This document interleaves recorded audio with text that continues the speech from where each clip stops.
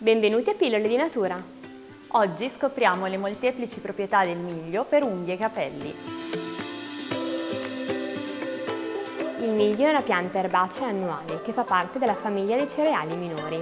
Presenta dei fiori uniti in caratteristiche inflorescenze a pannocchia, le quali ricordano una coda di volpe, ed è proprio questo il nome che assume in alcuni dialetti meridionali. Se decorticato è privo di glutine e dunque adatto anche ai celiaci. Tuttavia, in Europa il suo utilizzo principale è come mangime per pollame ed uccelli. Il miglio è ricchissimo in nutrienti, presenta una buona quantità di carboidrati, ma anche una quota di proteine più elevata rispetto a quella dei suoi simili, come orzo e mais.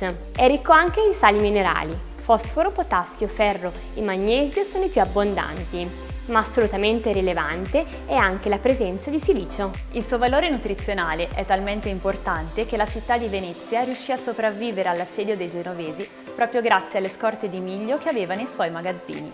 La sua ricchezza in nutrienti non può che conferirgli un'azione di sostegno e ricostituente, ma ciò per cui viene più utilizzato è la sua capacità di favorire il benessere e la bellezza di capelli e unghie. In Africa viene normalmente utilizzato come alimento. Pensate alle chiome di queste popolazioni, come sono folte e rigogliose. Esistono innumerevoli ricette a base di miglio, come insalate, zuppe, polpette, c'è da sbizzarrirsi.